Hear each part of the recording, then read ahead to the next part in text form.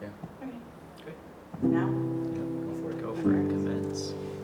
You know, in SpongeBob, when in his brain, it's just SpongeBob's freaking out and lighting paper on fire and shredding paper. That's what it feels like in my mind when I'm like, what do I do to get peace? But it's just about like, it really is about slowing down, which can be really hard. Something that has been a really big part of my life is I struggle with anxiety, pretty severe anxiety.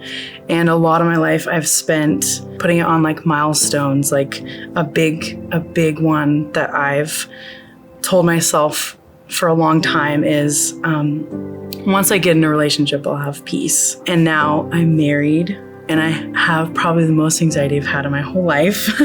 I really put a lot of pressure on myself to achieve peace and what I can do to get there. And it's a lot of the time it's led by anxiety.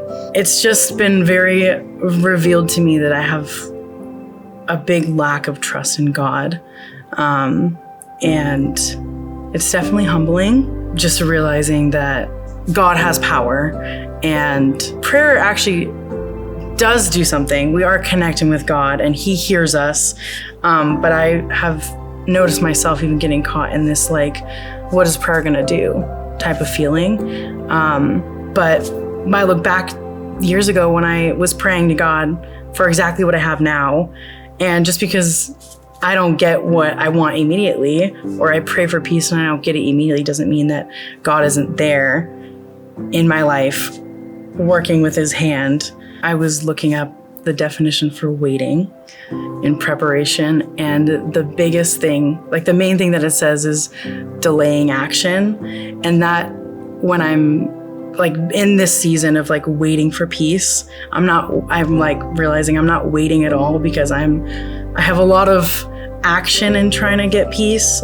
And probably the biggest thing I've learned even like yesterday, I'm like, oh my gosh, waiting is a delayed action, and I haven't been like that at all.